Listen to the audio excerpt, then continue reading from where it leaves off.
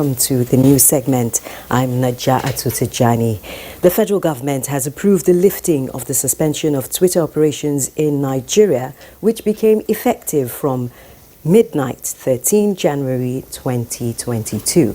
A statement by the Chairman Technical Committee, Nigeria Twitter Engagement and Director General, National Information Technology Development Agency, NITA, Kashifot Inuwa Abdullahi, indicates that the approval was given following a memo written to the President by the Minister of Communications and Digital Economy, Professor Isa Ali Ibrahim, which requested the President's approval to lift the suspension following Twitter's agreement to fulfill all conditions which address legal registration of operations, taxation, and management of prohibited publications in line with Nigerian laws. The statement, while urging users of the Twitter platform to maintain ethical behavior and refrain from promoting divisive, dangerous and distasteful information on the platform, reiterated the federal government's commitment to working with Twitter towards helping Nigerians align and navigate Twitter algorithmic design to realize its potentials while avoiding its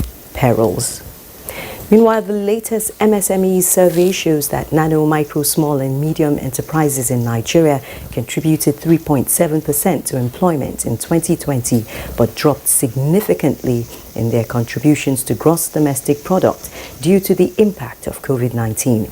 This was made public at the media launch of the 2020 report of the National Survey on the micro, small and medium enterprises subsector of Nigeria's economy.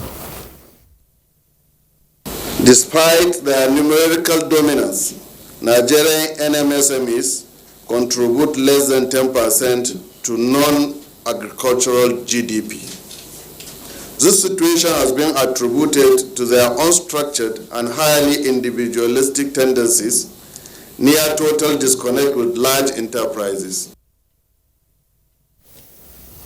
4 electrical substations and construction of a transmission line from Yandif to Makudi in Benue State will be ready for inauguration this year.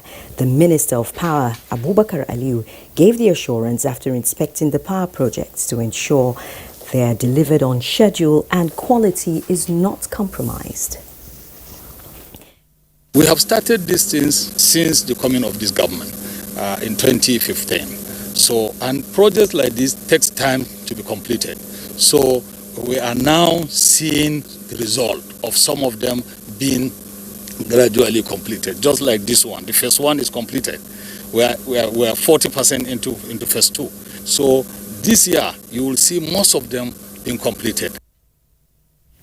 4 persons have been confirmed dead following the collapse of a story building housing a church at Okpanam near Asaba, the Delta State capital. Thelma Eliogu reports that 2 out of the 3 were children.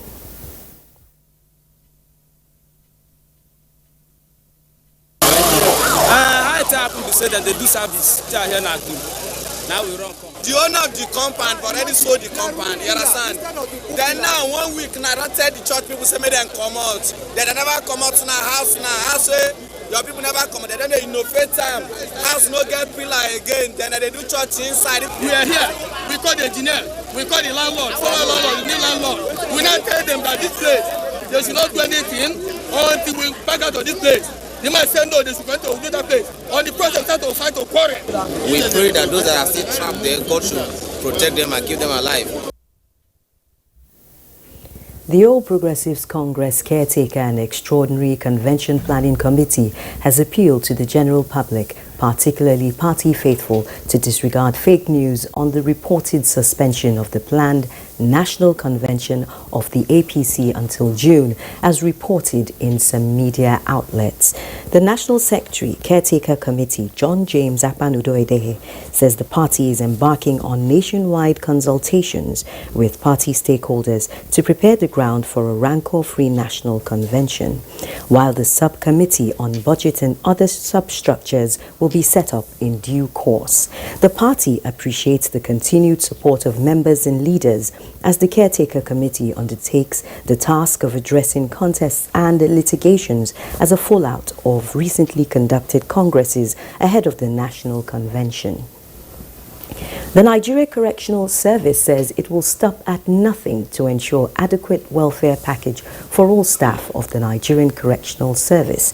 The Controller General of Corrections reaffirmed this position at the annual workshop of the Correctional Welfare Insurance Scheme, CWIS, saying the scheme in its efforts to support staff has within the last 12 months paid 155 beneficiaries of death claims to the tune of more than 198 million naira, while a total of 548 staff have been paid for retirement and medical claims to the tune of more than 299 million naira. He is thankful to President Muhammadu Buhari and the Minister of Interior, Rauf Aregbesola, for their administrative support. The Secretary of the CWIS also notes that the workshop of the scheme has over the years provided an opportunity to take stock of the operations of the scheme with a view to improving it. It is an established tradition for the Nigerian national flag to be flown at half-mast to honor a person or group, and this is the same as former head of the interim government, Chief Ernest Shoneko, is honored. Many institutions within Abuja lowered their flags as ordered by President Muhammadu Buhari. Meanwhile, the people of Ogbomoso and indeed Oyo State are said to have received the news of the death of former Governor Otumba Adebayo Alao Akala with shock and disbelief. He has been called home. And you know, he played a decent policy without bitterness, and very liberal and very forgiving.